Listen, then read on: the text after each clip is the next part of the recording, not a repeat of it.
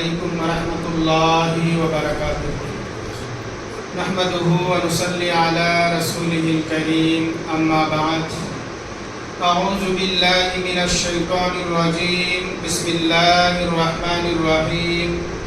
ای قوم اسلموا فواللہ ان محمدا لا يعطی عطاء من لا يخاف الفقر۔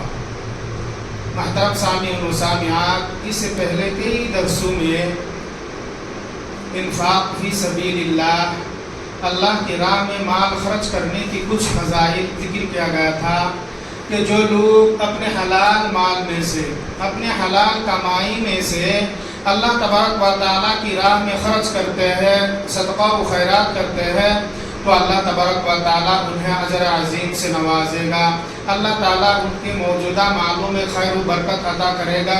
اللہ تبارک و تعالیٰ انہیں کل قیامت کے دن اس کا اجر بہت ہی زیادہ کر کے دے گا، اور قیامت کے دن نہ انہیں کوئی خوف ہوگا، نہ ڈر ہوگا، نہ غمگین ہوں گے۔ اسی طرح سے وہ لوگ کل قیامت کے دن اپنی صدقہ کے سائے میں ہوں گے۔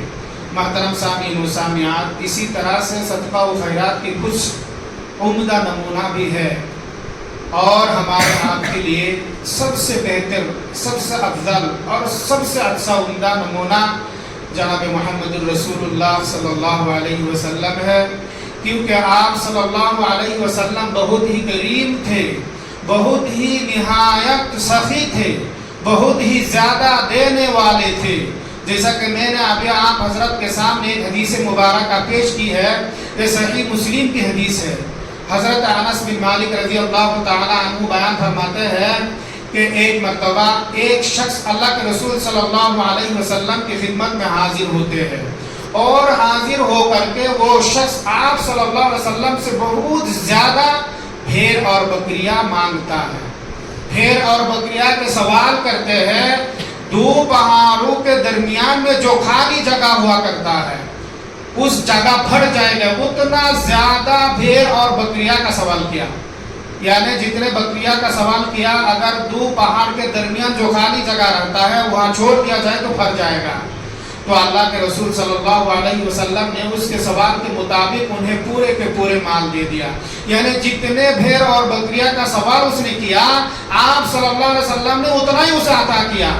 چنانچہ وہ شخص اپنے قوم کے پاس واپس لوٹ کر کے کہتے ہیں کہ اے میرے قوم کے لوگ، تم سب کے سب مسلمان ہو جاؤ، اسلام قبول کر لو، کیونکہ بے شک اللہ کی قسم محمد الرسول اللہ صلی اللہ علیہ وسلم ایسے شخص کی طرح عطا کرتے ہیں کہ جو شخص کبھی فقیر و فقارا کبھی کم ہونے کا ڈر نہیں کھاتا ہے، فقیر و فقارا کا خوف نہیں کھاتے ہیں، اس قدر عطا کرتے ہیں۔ یعنی رسول اللہ صلی اللہ علیہ وسلم لوگوں کو بہت زیادہ عطا کیا کرتے تھے، صدقہ و خیرات کیا کرتے تھے، بہت ہی نہایت سخی تھے۔ آپ صلی اللہ علیہ وسلم سے لوگ جتنا سوال کرتے آپ صلی اللہ علیہ وسلم اتنا ہی دے دیا کرتے تھے، یہاں تک کہ یہ شخص اپنی قوم کے پاس جا کر کہتے ہیں کہ تم سب کے سب مسلمان ہو جاؤ۔ اللہ کی قسم محمد صلی اللہ علیہ وسلم اس شخص کی طرح عطا کرتے ہیں جس کے اندر کبھی فقیر و فقار کی ڈر نہیں رہتا ہے۔ محترم سامعین و سامعات، اسی طرح سے اللہ کے نبی صلی اللہ علیہ وسلم نے ہمیشہ صدقہ و خیرات کیا کرتے تھے، خیر و بھلائی کے کام میں جلدی کیا کرتے تھے۔ صحیح بخاری و مسلم کی حدیث ہے، حضرت عقبہ بن حارث رضی اللہ تعالی عنہ بیان فرماتے ہیں کہ میں نے ایک مرتبہ مدینہ منورہ میں رسول اللہ صلی اللہ علیہ وسلم کے پیچھے نماز عصر ادا کی۔ آپ صلی اللہ علیہ وسلم ابھی سلام پھیرتے ہی فوراً کھڑے ہو گئے، اور لوگوں کے گردن پھلانگتے ہوئے آپ صلی اللہ علیہ وسلم نکل گئے، اور آپ نے ازواج مطہرات میں سے کسی کے حجرے میں داخل ہو گئے۔ صحابہ کرام تعجب ہو گئے، حیران و پریشان ہو گئے کہ اللہ کے نبی صلی اللہ علیہ وسلم اتنا جلدی بازی کیوں کیے؟ کبھی تو آپ اس طرح سے نماز میں سلام پھیر کے اتنا جلدی نکال کے نہیں گئے۔ تھوڑی دیر کے بعد آپ صلی اللہ علیہ وسلم نکل کر آتے ہیں، اور جب آپ صلی اللہ علیہ وسلم پھر صحابہ کرام کے پاس آتے ہیں تو آپ کو معلوم ہو جاتا ہے کہ میرے جلدی بازی کرنے سے صحابہ کرام حیران و پریشانی میں ہیں۔ تو آپ صلی اللہ علیہ وسلم فرماتے ہیں حیرت و پریشانی ہونے کی کوئی بات نہیں ہے. میں جب نماز پڑھ رہا تھا مجھے یاد آ گیا کہ میرے گھر میں ایک سونے کا ڈھیلا ہے جو صدقہ میں سے تھا. تو مجھے اندیشہ ہو گیا کہ رات تک میرے گھر میں نہ رہ پائے، اس لیے میں جلدی نکل گیا اور اسے صدقہ کرنے کا حکم دے کر میں آ گیا. یعنی اللہ کے نبی صلی اللہ علیہ وسلم کو جب بھی یاد آ گئی کہ میرے گھر میں صدقہ کا مال ہے تو آپ صلی اللہ علیہ وسلم نماز پڑھتے ہی ترنت نکل گئے اور اسے صدقہ کرنے کے لیے حکم دے دیا. یعنی اس حدیث مبارکہ سے محدثین کرام نے دو طرح کی باتیں کی ہے. ایک تو یہ ہے آپ صلی اللہ علیہ وسلم کے اندر خوف ہو گیا، ڈر پیدا ہو گیا، اگر رات تک یہ مال میرا گھر پہ نہ جائے اور نہ ہو خدا نہ خواستہ میرے اندر اس کا محبت بیٹھ جائے، میں اسے صدقہ نہ کروں، اپنا کر لوں.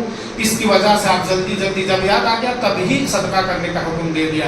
اور اسی طرح سے کچھ محدثین کرام کا کہنا یہ ہے کہ اللہ کے رسول صلی اللہ علیہ وسلم خیر و بھلائی کے کام بہت جلدی کیا کرتے تھے.